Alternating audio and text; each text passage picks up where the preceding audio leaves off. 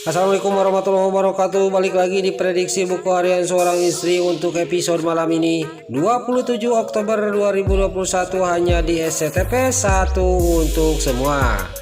Terlihat di episode selanjutnya di rumahnya Baneta, Lula yang lagi cinekul lagi duduk sendirian. Tiba-tiba Baneta keluar, dia mau pergi ke kantor. Dia duduk dulu di dekatnya Lula. Lalu gak lama kemudian Baneta juga dia pamitan akan pergi ke kantor. Tiba-tiba tas Baneta dikait karena kursi dan putus. Lula juga langsung dia juga mau mengambil tas dirinya ke dalam.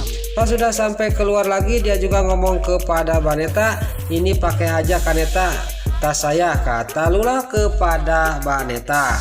Lalu di sisi lain di rumahnya Neratu, Nana masing-masing dia juga menanyakan kepada Dewa, "Bagaimana Mas Dewa? Mas Dewa itu tidak menyimpan kebohongan dari saya kan?" Kata Nana kepada Dewa. "Saya tidak menyimpan apa-apa nak," kata Dewa kepada Nana. Tiba-tiba pas lagi ngobrol dia dikagetkan dan panik melihat Junior kejang-kejang.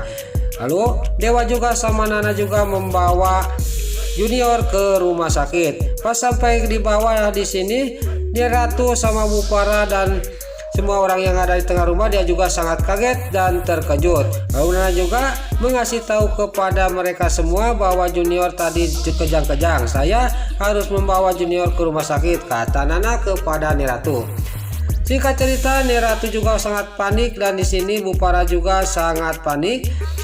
Mereka juga dia mengikuti Dewa untuk pergi ke rumah sakit. Lalu terlihat Livia juga sangat kaget dan dia juga sedih kenapa Junior sakit, kata Livia. Lalu di sisi lain terlihat lain lagi sama si Nurul Tunjung, si Brokokokloni, "Kenapa anak Dewa yang sakit semua sibuk," kata batinnya si Brokokokloni, dan dia juga ikut pergi ke rumah sakit.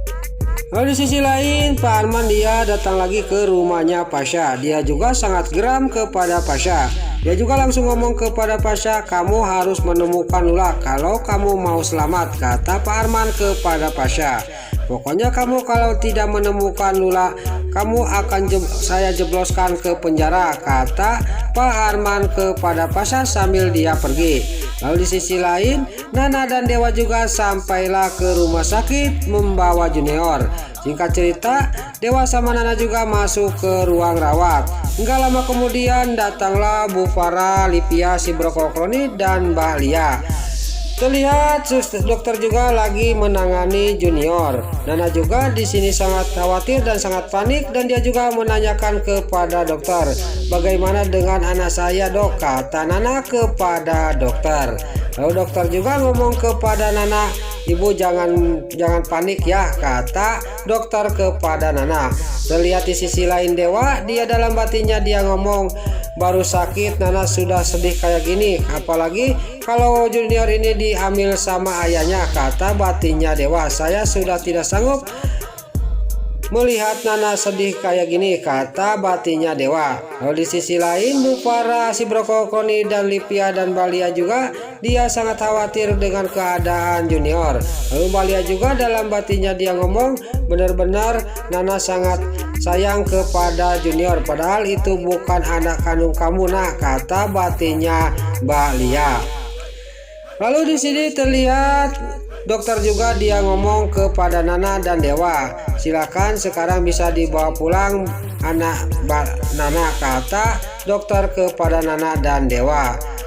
Lalu di sisi lain terlihat Baneta lagi menunggu angkot. Tiba-tiba di sisi lain Pasha sama Lucky melihat Neta lagi menjanteng, dia lagi menunggu mobil. Dia juga menghampiri Neta. Lalu pas sampai ke Baneta dia melihat tas yang dibawa Baneta itu adalah tas Lula. Singkat cerita di sini juga Pasha juga dia mendesak Neta di mana Lula sekarang. Lalu di sini Baneta juga mengatakan bahwa Lula ada di kontrakan saya. Singkat cerita di sini Baneta sama Pasha juga sampailah ke kontrakannya. Terlihat Lula yang lagi beres-beres di depan lagi nyapu, dia dikagetkan dengan kembali lagi Baneta dan disusul dengan datangnya Pasha. Lula juga sangat kaget dan senang melihat Mas Pasha datang ke kontrakannya Baneta. Lalu Baneta juga dia pergi untuk kerja. Lalu di sini Pasha juga dia merayu-rayu Lula supaya pulang lagi ke rumahnya. Tadinya Lula juga tidak mau pulang, tapi Pasha ngomong sama Lula, kalau kamu tidak pulang dibawa sama saya akan dijebloskan ke penjara sama Parman, kata Pasha kepada Lula. Singkat cerita, Lula juga dibawa pulang dan sampailah ke rumahnya Parman. Di sini Budiana juga sangat senang dan berterima kasih kepada Pasha. Lula juga dia tidak jadi untuk sekolah ke Singapura, dia juga akan sekolah di Jakarta aja.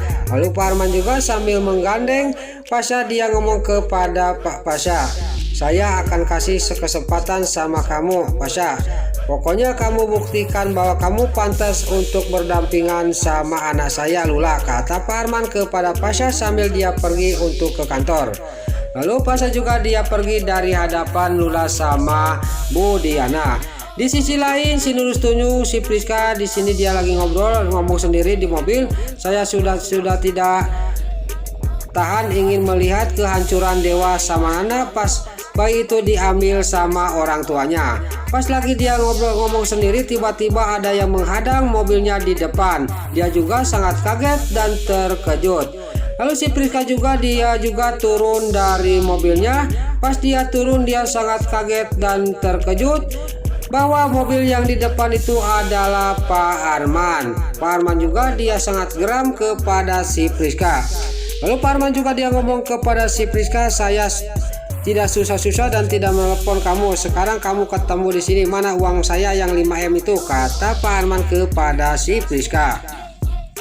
Lalu si Priska juga dia ngomong kepada Pak Arman, saya kasih waktu sebentar lagi Pak Arman, kata si Priska kepada Pak Arman.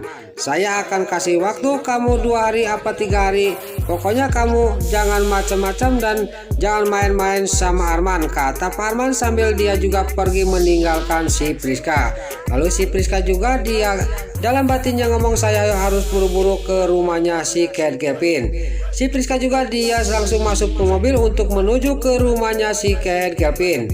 Di sisi lain si Alia Silate sama si Kevin pas lagi makan, tiba-tiba datanglah si Nurus Tunjung si Priska. Dia juga ngomong kepada si Alia Silate. Si Alia Silate juga dia ngomong sama si Kevin, kenapa kamu masuk itu tidak ketuk-ketuk dulu, kata si Alia Silate. Dan si Kevin juga ngomong kayak gitu.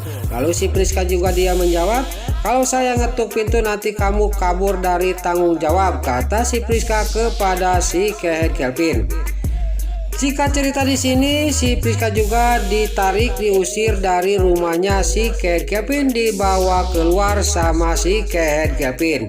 Pas sampai keluar, si Priska juga sangat geram kepada si Kevin.